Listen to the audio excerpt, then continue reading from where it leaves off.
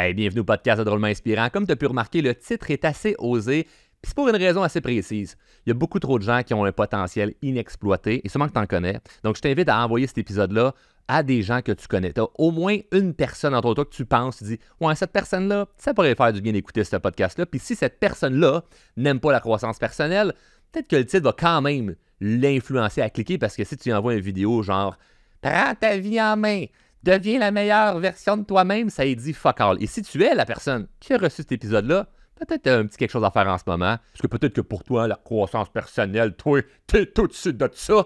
Prends donc le temps d'écouter pour voir si tu peux faire quelque chose pour prendre ta vie en main. On s'en parlera après. Bon épisode.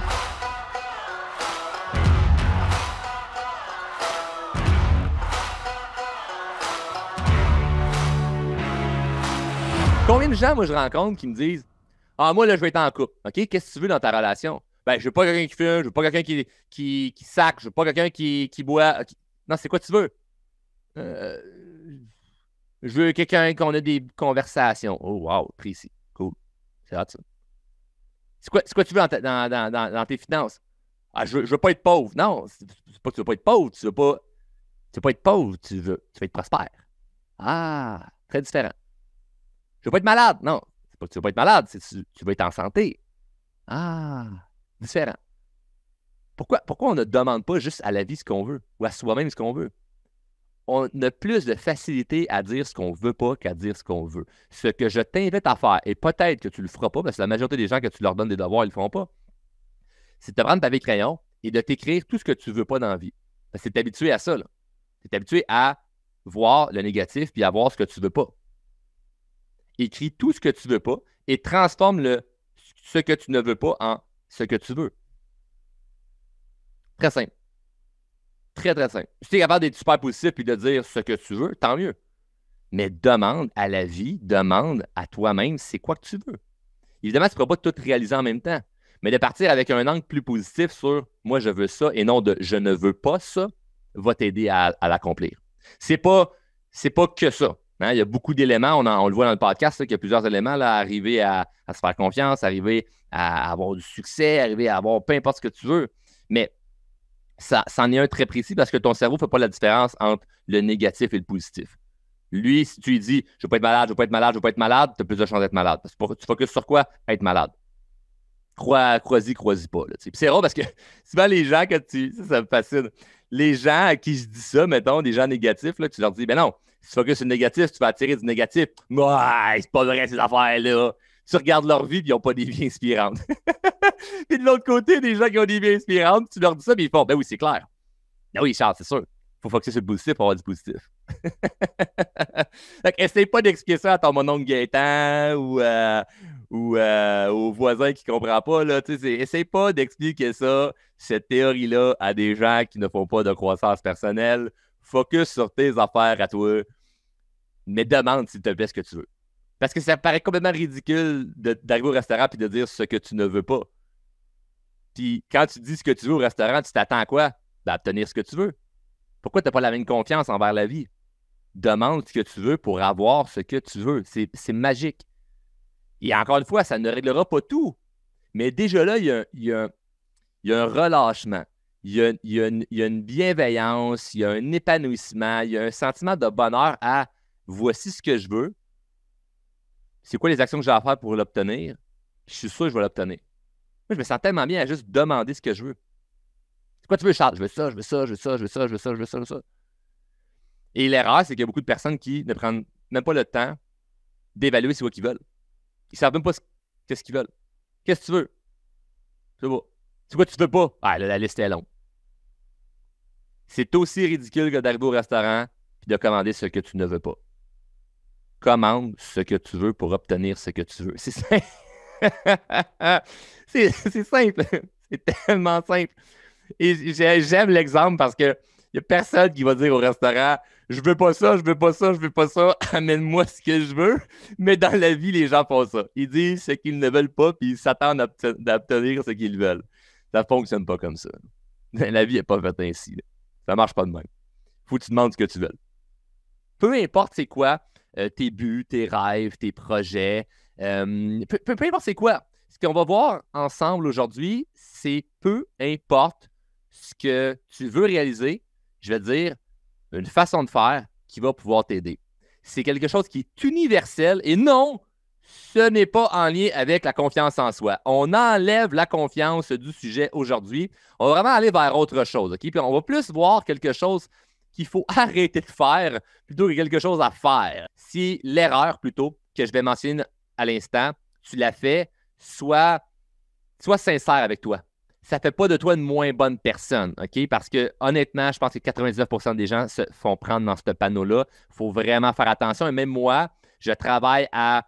Ben, en fait, c'est réglé pas mal, là, je dirais, là, parce que ça fait longtemps que je suis à l'affût de tout ça. Je l'ai réglé pas mal dans ma vie, mais je dois quand même continuer à avoir le bon mindset pour ne pas retomber dans ce pattern médiocre-là. Donc, évidemment, ça ne veut pas dire qu'on est des gens médiocres, ça veut juste dire que c'est un comportement qui est médiocre si on fait ça. Et ce quelque chose-là en question, c'est, j'ai remarqué depuis plusieurs années qu'il y a des gens qui ont beaucoup d'énergie à mettre dans des choses qui ne leur rapportent rien. Tu sais, le monde là, qui vont commenter des statuts sur les médias sociaux de façon négative.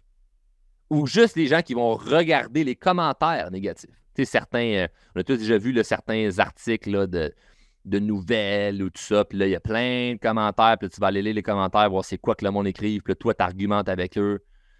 Hey, c'est une perte d'énergie considérable. Et je connais personnellement des gens qui font ça et je ne comprends pas. OK? Je le sais, ce que je peux comprendre, c'est que c'est plus fort que toi, OK? Ou ce que tu as le goût de dire quelque chose parce qu'il y a une émotion qui monte là, dans ton chest. Là. Je le sais que ce que j'ai à dire, ça a une importance. Je sais que ce que je vais dire, c'est pas de la merde. Je sais ce que je vais dire, c'est intelligent. Tu sais, comme je vais dire quelque chose vraiment pour m'exprimer.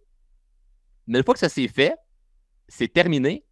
Et les discussions dans lesquelles tu vas partir dans ces commentaires-là. Puis ça, c'est juste une affaire. Là. Je donne l'exemple des médias sociaux parce que, tu sais, probablement que vous me connaissez grâce aux médias sociaux. Fait que c'est un bon exemple. Tout le monde qui écoute le show a probablement un Facebook ou un Instagram ou un TikTok. Là, mais mettons, tout le monde a au moins un Facebook. Donc, vous le savez ce que je veux dire. Et même si tu commandes des affaires ou juste aller lire, ton attention a été mise là-dessus. Et ce sur quoi ton attention est mise, une énergie est déployée vers ça. C'est important, là. Parce que c'est pas juste de dire « Ouais, non, mais moi, ça m'amuse. Moi, ça me tire pas du jus de faire ça, ça m'amuse. » Non, c'est pas que ça t'amuse, ça te prend de l'énergie. À la fin de la journée, si tu es fatigué, c'est pas parce que « Ah, t'as vieilli puis c'est le même. » C'est pas parce que « Moi, il y a bien de l'ouvrage. » C'est pas parce que, c'est pas ces raisons-là ridicules que le monde s'invente de ben, je suis fatigué, c'est parce que c'est le même. Je suis dû des vacances. Non, c'est que tu mets pas ton attention sur les bonnes choses.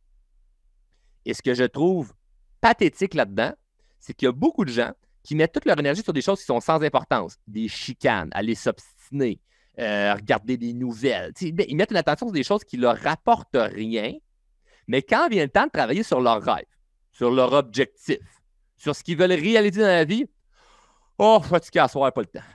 Oh non, cette semaine, j'ai pas le temps de faire ça. Oh, regarde, on procrastine encore un petit peu.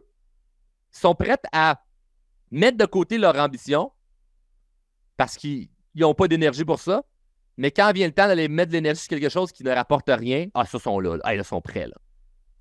Ça ne fait aucun sens. Et prends vraiment le temps d'analyser ta situation là, parce que tu es probablement une bonne personne qui a des bonnes intentions, mais tu ne mets pas ton attention sur les bonnes affaires ou sur les bonnes personnes. Hein? Il y a beaucoup de gens qui sont des bonnes personnes avec des bonnes intentions, mais qui mettent leur attention sur les mauvaises personnes. Donc, il faut faire attention à ça.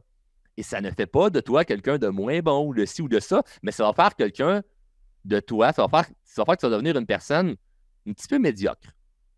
Tu vas devenir une personne qui ne réalise pas grand-chose. Tu vas faire de toi une personne qui n'accomplit pas ses objectifs, qui ne réalisera pas ses rêves.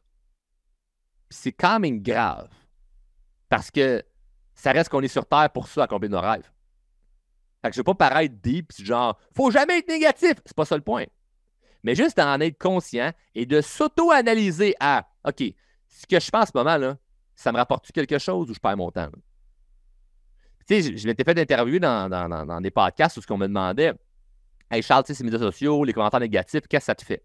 Je dis, honnêtement, je n'ai pas le temps de les voir. Puis ça fait tant rire le monde quand je dis ça. Puis je dis, non, je suis sérieux. Je n'ai pas le temps de voir les commentaires négatifs parce que je suis occupé. J'ai une vie. Puis occupé ne veut pas dire je travaille, je travaille, je travaille, je travaille. C'est comme, non, non, ben, je travaille. Après ça, ben, je m'occupe de mon garçon. Après ça, ben, je m'occupe de ma blonde. Après ça, ben, je vais aller faire une raide de sidou, je vais aller me promener en moto, je vais aller prendre une marche dans le bois, je vais m'entraîner. C'est comme, j'apprends de nouvelles affaires, je lis un livre, je rencontre du nouveau monde, j'entretiens des relations, je travaille avec mes clients. C'est comme, je bâtis mes rêves. Fait que dans l'ordre d'importance, aller voir ce que quelqu'un m'écrit qui n'est pas content, il est loin dans la liste.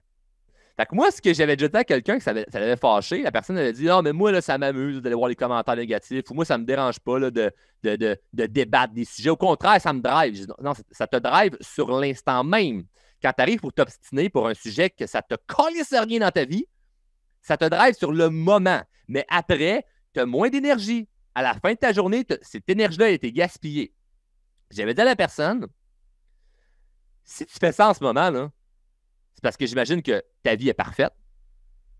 Ça avait offusqué la personne. Oh, c'est quoi cette arrogance-là? Là? Je dis pas arrogant. C'est vraiment, je suis très sérieux, là. Si tu as du temps à mettre sur des trucs comme ça qui sont sans importance, c'est que tu as réalisé toutes les choses qui ont une importance. C'est juste logique, là. T'sais, on ne rentre pas dans une grande science. Là. Si tu mets ton attention sur des choses qui sont sans importance, c'est parce qu'à quelque part, tu as réalisé toutes les choses qui sont importantes pour toi. Fait que, c'est important là, de comprendre ça. Là. C'est super important là, parce que sinon, qu'est-ce que tu fais à continuer à mettre cette énergie-là là? Puis ça m'arrive des fois, là, comme de justement aller voir, là, OK, je vois deux, trois commentaires en dessous d'une vidéo. Puis moi, je suis chanceux, pour vrai, là, je touche du bois, là, je suis chanceux.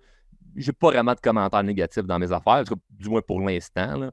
Mais puis d'ailleurs, je vous remercie en même temps, là, mais j'ai tellement de gens qui me suivent, puis qui m'encouragent, puis qui sont contents, que j'ai l'impression que les haters ou les gens qui ne seraient pas contents, ben, ils arrivent sur mes vidéos, sur mes affaires, puis ils font comme OK, bon, je m'en vais d'ici, ça sert absolument à rien d'aller écrire quelque chose, tu sais. Ils vont me faire bombarder, puis souvent, les gens qui me suivent sont sont à la guerre avec moi, là, puis je suis à la guerre avec vous autres. Donc, si quelqu'un essaie d'être négatif, la personne se fait ramasser. Bref, ça c'est drôle. Mais il y a d'autres plateformes sur lesquelles j'ai moins peut-être d'attention ou moins de gens qui sont vraiment comme avec moi, puis qu'il y en a des commentaires négatifs, puis de temps en temps, je vais voir ça, puis je me dis, j'ai vraiment de l'empathie, puis pas de la tristesse, parce que je me crisse un peu de la personne, là, ce serait mentir de dire que je trouve ça triste pour la personne, mais j'ai un mini-sentiment d'empathie de me dire, c'est clair que d'un, la personne n'est pas bien, OK? Puis de deux, c'est dommage parce que la personne devrait tellement comprendre le message que je suis en train de dire à la place de juger le message, tu sais. Et ça, on ne réglera pas ce débat-là, puis mon but n'est pas de changer ces personnes-là. Tu ne peux pas tirer sur une fleur pour qu'elle pousse, là, tu sais. Tu peux pas. Là. Tu peux pas tirer sur une fleur pour qu'elle pousse. Tu la laisses pousser ou tu la laisses faner. Une chose est sûre, c'est que toi qui écoutes en ce moment, c'est primordial que tu analyses dans ta vie, c'est où que tu mets ton attention. Ton attention, elle est mise sur où? Sur quoi? Avec qui? C'est très important. Je m'apprête à casser beaucoup, beaucoup, beaucoup d'excuses aujourd'hui. Parce qu'on a tous des excuses, hein? L'adversité, donc c'est un sujet que je vais faire pour vous et c'est un sujet qui me plaît vraiment. Là, parce qu'il y a beaucoup de gens qui attendent le bon moment pour prendre action. Puis ces mêmes gens-là vont se justifier de façon comme concrète. Hein? Ils se justifient de façon concrète comme si c'était illogique de prendre action. C'est comme, ben non, je ne peux pas prendre action maintenant, j'ai des enfants. Ben non, je ne peux pas prendre action maintenant, j'ai ma job. Ben non, je ne peux pas prendre action maintenant, je suis trop vieux, je suis trop jeune, je suis trop ci, pas assez ça. Et leur justification est vraie. Et c'est ça qui est tough un peu. Hein? Parce que tu vas écouter des vidéos de motivation, des gens qui font ce que je fais, des coachs, tout ça, puis la façon dont ils vont essayer de briser l'excuse, des fois, c'est un peu je trouve même pas ça motivant parce que je me dis, ben, l'excuse de la personne est vraie, tu sais. l'excuse de la personne est vraie. Fait que comment tu peux faire? Ouais, mais moi, j'ai des enfants, puis tu peux pas comprendre. Ben, oui, je peux comprendre parce que je suis papa, donc je peux comprendre à 100%. Mais ce que je comprends pas, c'est que tu te nuis à penser comme ça, et c'est contre nature ta façon de penser. De dire, voici ma condition, voici pourquoi je ne prends pas action, et mon excuse est concrète, c'est contre nature, je vais t'expliquer pourquoi. Un avion qui veut s'envoler, là, il faut qu'il pousse contre le vent. Là. La gravité, là, ne va pas juste faire en sorte qu'il va voler ou pas voler. Là. Tu comprends? Là? L'avion, la gravité fait qu'il est au sol. Et c'est la résistance face au vent qui lui permet de s'envoler. C'est la nature qui est faite ainsi. Un lion va réussir à manger parce qu'il a appris à chasser. Comment il a appris à chasser? Par l'adversité. Parce que c'est tough, là. Faut qu'il réussisse à aller trouver une gazelle ou un zèbre ou peu importe pour manger. Là. Donc, c'est face à l'adversité que vraiment on grandit. Donc, si en ce moment, ton but, c'est de prendre action quand il n'y aura pas d'adversité, tu es un hostie de perdant. OK? Tu es un perdant, tu es un loser, un moins que rien. Hein, voyons, non, Charles, on ne peut pas dire ça. Oui, parce que wake up, là, wake the fuck up. Là. Tu ne peux pas attendre que ça soit facile. Tu ne peux pas attendre le bon moment. Il n'y a pas de bon moment et c'est ridicule de penser que si tu attends que ce soit facile, ça va se faire plus facilement. Ça ne se fera jamais facilement parce que la facilité est relative. Elle est relative selon ton niveau d'énergie, selon justement ton âge, ta situation sociale. Il y a tellement de choses. Et tes excuses, elles sont vraies dans la mesure où ce que tu y crois. Et si ça fait des années que tu te dis, ben non, mais faut que je fasse ça, mais j'attends le bon moment, c'est de la merde, ça ne marchera pas. Puis là, au pire, ça marche. Tu as attendu là, 20 ans pour prendre action, c'est ton idée. Là. Puis là, tu fais cette idée-là, puis guess what? Il va arriver une autre adversité que tu n'auras jamais prévue. Donc, c'est pour ça que moi, les gens qui sont en formation là, avec nous autres, là, c'est drôlement inspirant, on change leur vie. Pourquoi? Parce qu'on les met tellement dans l'action, qu'ils vivent d'autres affaires. Puis sûrement que tu as déjà vu les témoignages. J'en ai mis quelques-uns dans le podcast. Il y en a beaucoup dans le groupe Les Drôlement Inspirés. Si tu n'es pas encore dans le groupe Les Drôlement Inspirés, il faut que tu ailles rejoindre cette communauté qui est super inspirante. À chaque semaine, je partage un témoignage. Je fais plein d'affaires, là, mais pour les témoignages, c'est un par semaine que je mets. Et ce qui est fou, c'est que ce que les gens partagent, ce n'est pas nécessairement la réussite qu'ils pensaient avoir au départ en joignant la formation X qu'ils ont fait. C'est, hey, j'ai rentré en formation parce que j'avais tel défi, j'ai ça que je veux accomplir ou je veux juste grandir comme personne. C'est pas nécessairement tout le monde qui ont des problèmes. C'est comme, ben, je veux avancer, je veux m'améliorer, je veux réaliser des rêves. Et la raison pour laquelle ils rentrent, puis après ça, les résultats qu'il y a eu une fois qu'ils sont sortis, souvent, ça n'a même pas rapport. Ça a un lien, mais il n'aurait jamais pensé qu'il aurait réglé telle affaire. Les entrepreneurs qui arrivent en disant « Moi, je veux faire plus d'argent, parce que je vais apprendre à mieux communiquer », puis ils ressortent de là, puis leur couple va mieux. Et d'autres personnes qui rentrent parce qu'ils veulent avoir des relations épanouies, puis ils ressortent de là, que finalement, ils ont trouvé un projet d'affaires. C'est comme, il y a plein d'affaires, puis ils se sentent bien là-dedans. Mais pourquoi ça se change comme ça? C'est parce qu'ils se sont mis vraiment dans l'action. Et quand tu prends action, il arrive des affaires que tu n'auras jamais vues. C'est un peu comme voir une porte, puis essayer d'imaginer ce qu'il y a au bord de la porte. Ouvre-la la crise de porte. Arrête de me gosser avec « Ouais, mais si je l'ouvre, puis là, en arrière, finalement, il y a telle personne, ou que lui, il dit ça, ou qu'il y a tel paysage, ou que finalement, il fait noir, ou que finalement, il neige, ou il mouille, ou je ne sais pas ton excuse. » Tu t'inventes un scénario. Ouvre la stille de porte pour voir c'est quoi qu'il y a en arrière. Fait que le monde en formation, c'est qu'il faut, bang, il ouvre une porte. Parce qu'on n'a pas le choix, là. On est dans un environnement où on est dans l'action. Paf, il ouvre la porte. Et Chris, c'est pas ce que je pensais en arrière. Ah, qu'est-ce que tu fais? T'ouvres l'autre porte, là, t'ouvres plein de portes. Il se passe des affaires, t'apprends des affaires, t'avances. Et ça va vite. Puis là, tu te rends compte que, pourquoi j'ai pas fait ça avant? Pourquoi j'ai pas fait ça? La plus grande adversité est de te bloquer à ouvrir la porte. Juste ouvre la porte. Je sais pas si je devrais faire ça ou faire ça. Ouvre une porte. Pile ou face, ma petite roche, papier, ciseaux, ma petite vache à mal aux pieds, je sais pas, fais n'importe quoi, mais ouvre une porte, s'il te plaît. Arrête de réfléchir à qu'est-ce qu'il y a en arrière de la porte, ouvre la porte. C'est fou à quel point tu perds du temps. Et souvent, ce que je remarque, c'est que les gens ont peur du jugement, hein, de si j'ouvre la porte, qu'est-ce que le monde va dire, faire ou tout ça. Et il y a 2 épisodes que je veux te référer, que si tu n'as pas encore écouté, il faut absolument que tu les écoutes. Il y a l'épisode 24 qui est Ça vaut quoi l'opinion des autres? Et il y a l'épisode 30, Les gens veulent te voir heureux, mais pas plus qu'eux.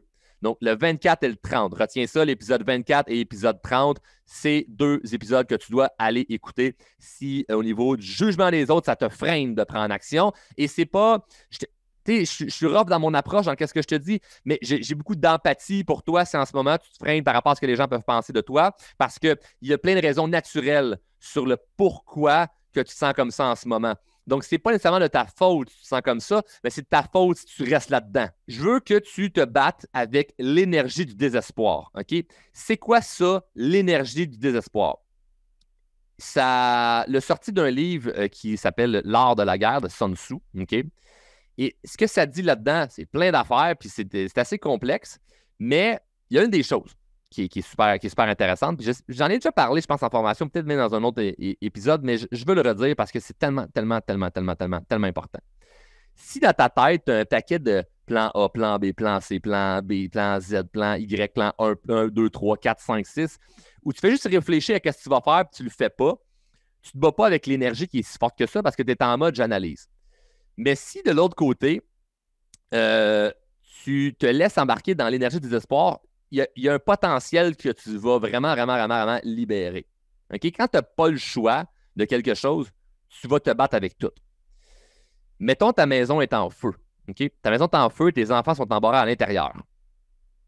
Pour les sauver, même s'il est 3 heures du matin, tu vas réveiller tous les voisins. Tu ne diras pas « Ah, je ne veux pas les déranger. Ah, mais qu'est-ce qu'ils vont penser? » Tu vas tout faire pour défoncer la maison. Tu n'en as rien à foutre de briser quelque chose. Parce que tes enfants, leur vie est en jeu. C'est l'énergie du désespoir. Tu vas rentrer en dedans parce que tu n'as pas le choix.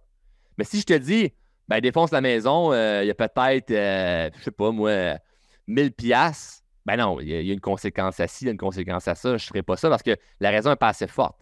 Parce que ça prend des raisons qui sont fortes. Et l'énergie du désespoir te permet d'aller battre plus loin.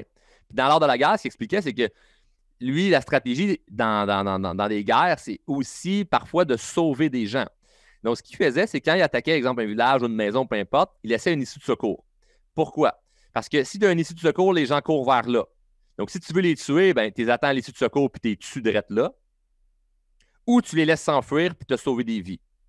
Mais tu as laissé une issue de secours. Parce que si tu n'as pas d'issue de secours et les gens sont vraiment coincés, je te garantis que toi, en ce moment, là, peu importe ta forme physique, là, si on attaque ta maison, là, puis on met 10 militaires là, pour venir tuer toi, ta femme, tes enfants, ton conjoint, tout le monde, ton chien, le chat, toute ta famille, là, il y a une couple de militaires qui vont partir avec toi. Là.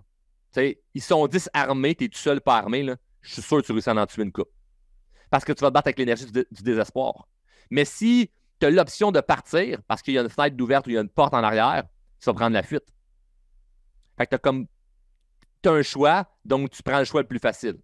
Et c'est ça le problème de ta vie en ce moment. C'est que si tu as un job que tu n'aimes pas et tu aimerais ça de partir en business ou avoir un emploi qui te passionne plus, ben, tu es trop confortable. Si ta job te lâchait, qu'est-ce que tu ferais? Ben, tu trouverais un moyen. Tu ne te ramasserais pas dans la rue. Moi, je te souhaite. Si tu n'aimes pas ta job en ce moment, là, mon plus grand souhait, c'est que tu te fasses coller dehors. C'est que tu perdes ton emploi. Quitte à perdre même ta maison. Perds ta maison. On retourne en appartement. Ça va être la meilleure chose qui va t'arriver. Mais non, Charles, tu peux pas dire ça, ça n'a pas de bon sens. Oui, ça a du bon sens. Parce que, à quoi bon avoir un travail que tu n'aimes pas pour payer une maison? Ça fait aucun crise de sens. Ça fait pas. Ça n'a pas rapport. Je ne veux pas perdre mes acquis. Laisse faire tes acquis, pas sur le bonheur. À la fin de ta vie, tu ne dis pas hey, j'ai été malheureux, mais au moins, j'ai eu des acquis. J'ai eu des acquis. Puis là, qu'est-ce que tu fais avec ça? Un héritage à tes enfants qu'eux, ils vont tous flouber ça rapidement parce qu'ils t'ont vu malheureux puis ils se sont dit tabarouette, j'ai pas envie d'être comme ça. Fait qu'ils vont tous flouber l'argent rapidement pour profiter de la vie. Ben bravo, ça n'a rien donné. Ou ils vont faire comme toi. Ils vont copier ce que tu as fait. Pas profiter de la vie, puis endurer, puis être né pour un petit pain. C'est pathétique et minable. Ne tombe pas dans ce panneau-là. Vise le bonheur et non le. Faut être concret et avoir du sens avec ce qu'on fait comme décision parce que, il faut pas prendre trop de risques, là. C'est contre nature. L'avion réussit à s'envoler contre le vent. C'est pas le vent qui l'emporte. C'est pas le vent qui l'emporte. C'est la résistance face au vent qui fait en sorte qu'avec la gravité, l'avion est quand même capable de rester dans les airs. Si tu dis « je vais me sentir bien quand », 3 petits points, tu vas être malheureux longtemps. Et c'est cette phrase-là sur laquelle je veux que tu portes une attention particulière. Je vais me sentir bien quand. Ah, quand les autres vont me donner leur approbation, je vais me sentir bien. Ah, quand je vais avoir plus d'argent, je vais me sentir bien. Ah, mais que je sois en vacances, je vais me sentir bien. Ah, mais que je sois en voyage, je vais me sentir bien. Et l'erreur là-dedans, c'est que pendant que tu te dis je vais me sentir bien quand tu n'es pas heureux maintenant, et bien souvent, on va se dire, là, tu arrives au voyage que tu te dis je vais tellement me sentir bien que je sois en vacances. Puis tu arrives à la plage, puis finalement, il y a plus d'algues que je pensais. Ah, finalement, il y a plus de glace dans mon drink que je pensais.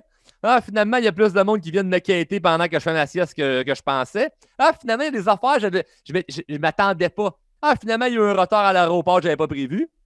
Finalement ton bonheur n'est pas si hot que ça. Ce que tu t'attendais n'est pas si hot que ça.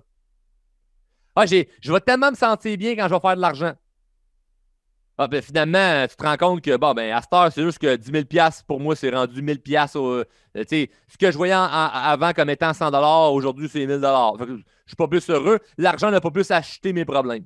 J'ai pas acheté des solutions avec l'argent pour régler ces problèmes-là. L'argent n'a pas acheté ma paix d'esprit. Puis là, tu vis des micro-déceptions de, ben là, je vis des réussites, puis je suis pas plus heureux. Qu'est-ce que je fais avec ça? Et moi, il y a un point qui longtemps me travaillait, et c'était je vais me sentir bien quand je vais avoir plein de gens qui vont être d'accord avec moi, quand je vais avoir de l'approbation des autres. C'est un sujet que je parle beaucoup, c'est un sujet que je connais bien parce que j'ai vécu beaucoup de jugements, j'ai vécu du manque de confiance, et je continue encore aujourd'hui à, de un, aider des milliers de personnes là-dedans, mais de moi travailler sur ma confiance et de moi comprendre c'est quoi qui est en arrière de tout ce désir d'approbation sociale-là, de vouloir fitter dans le moule et tout ça. Évidemment, dans cet épisode, je n'aurai pas le temps nécessaire pour t'expliquer au complet comment fonctionne le cerveau humain, mais une chose que j'ai vécue, c'est que quand tu dis, OK, mec, je réussisse telle affaire, il y a des gens autour de moi qui vont être fiers de moi ou qui vont me donner de l'approbation, il y a des bonnes chances que ça ne fonctionne pas. Puis moi, je suis un grand fanatique des biographies, et j'ai vu dernièrement une bio sur la vie de Nicolas Sarkozy, qu'on l'aime, qu'on l'aime pas. Il reste que ce gars-là s'est battu pour devenir président de la République. Et puis il y a une histoire assez inspirante.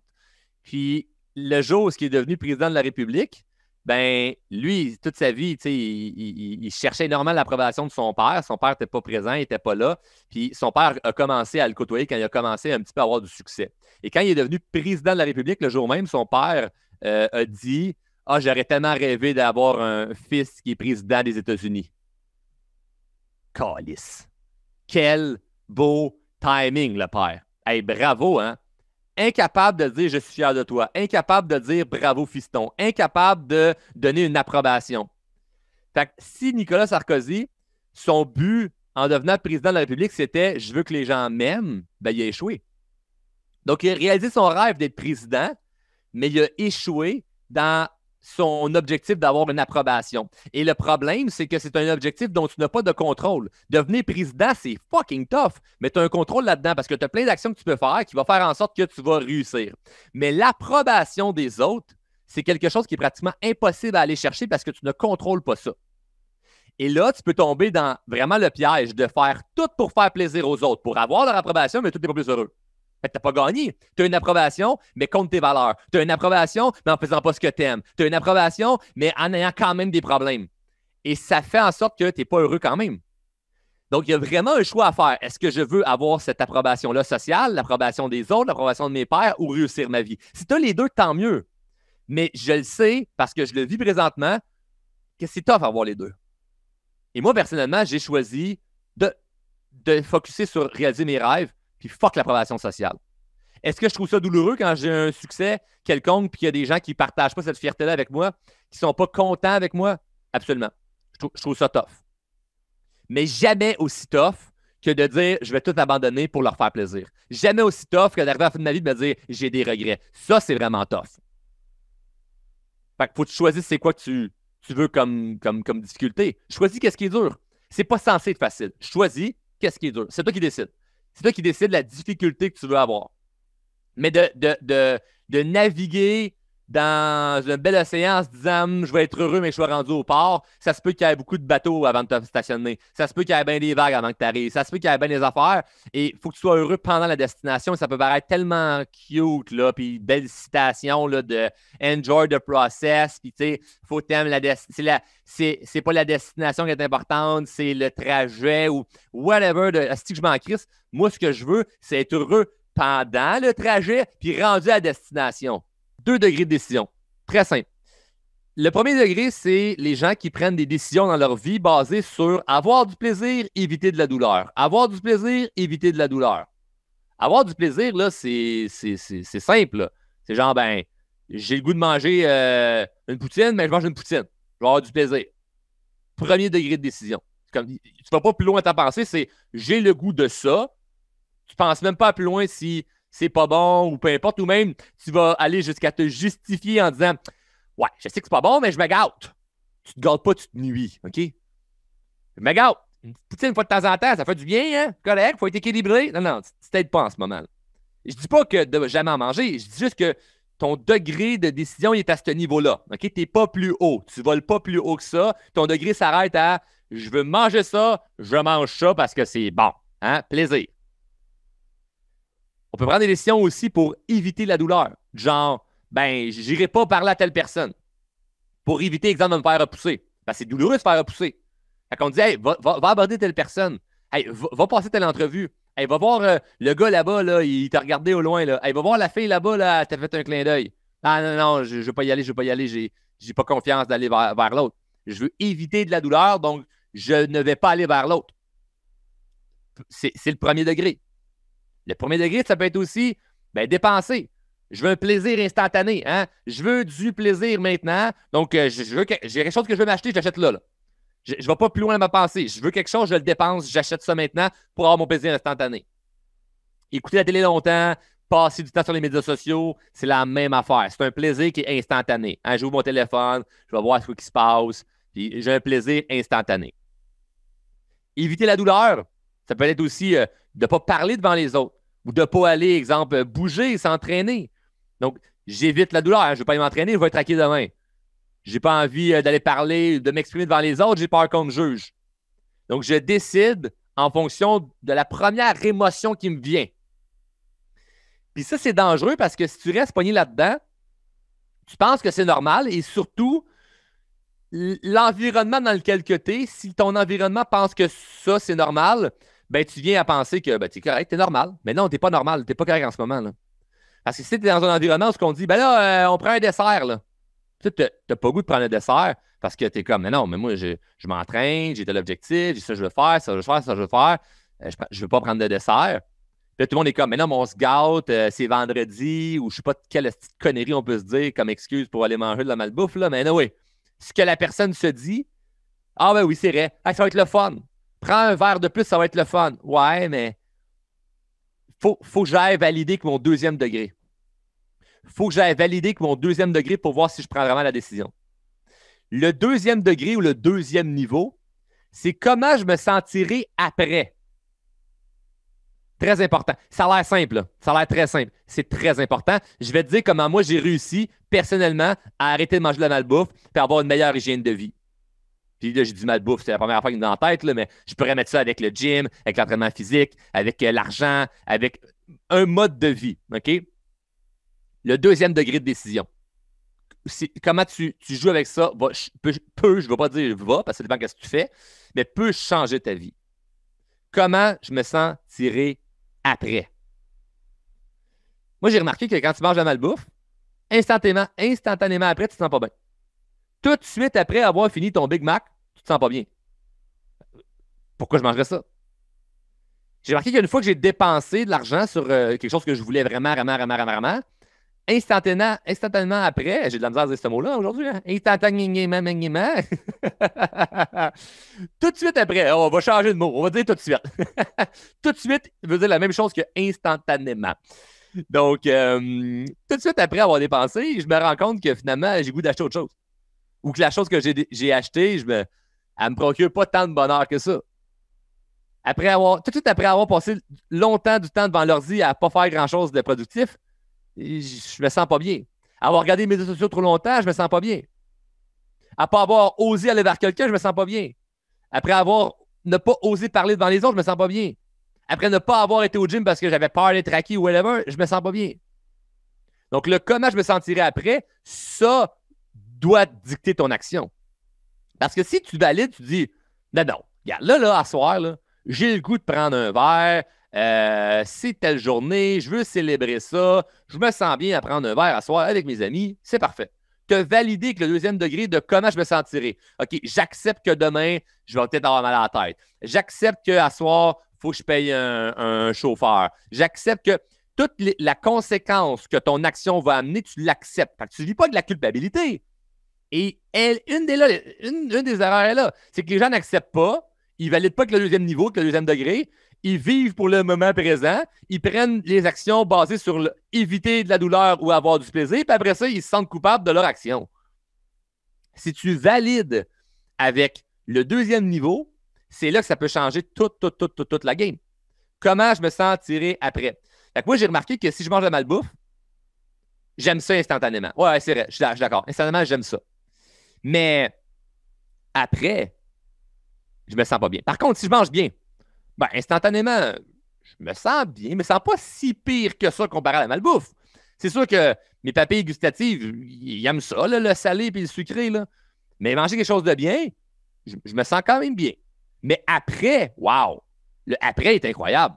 Le après, c'est comme j'ai de l'énergie, je me sens bien, je suis pas en mode digestion parce que j'ai le goût de mourir. Parce que digérer, c'est ce qui nous gobe le plus d'énergie un être humain. Une des choses qui nous pousse le plus d'énergie. Je pense que la première chose qui gobe le plus d'énergie, c'est les gens négatifs. mais imagine-tu manger de la malbouffe avec des gens négatifs? Oh my God! Ah! Urk! Oh! Hey, manger une poutine avec quelqu'un qui chiale. Eh, si, bon. T'es pas sorti du bois, mon homme. Ça tire du jus, là. Puis là, tu digères avec cette personne-là en fumant une cigarette parce que c'est donc bon après avoir mangé. Aïe, aïe, aïe, c'est drôle. Mais bref, comment tu vas te sentir après? Donc, moi, j'ai validé que je me sens tellement mieux en mangeant bien que ben, ma décision est ben, je vais manger bien. Fait que même si j'étais avec des amis et je me dis je pourrais me gâter, que c'est plutôt me nuire, ben non, je vais manger santé parce que je sais qu'après, je vais me sentir bien. Puis c'est le après pour moi qui est important. T'sais. Avoir un bonheur plus longtemps. Si le deuxième niveau, si le après fait en sorte que tu es heureux plus longtemps que l'instant même où ce que tu fais, tu prends ta décision, tu es mieux d'opter pour le deuxième niveau. Mais si tu es pour avoir du fun pendant longtemps avec ta première décision, c'est correct. Respecte la première décision. Il n'y a aucun problème. Mais moi, je veux être heureux longtemps et non juste instantanément.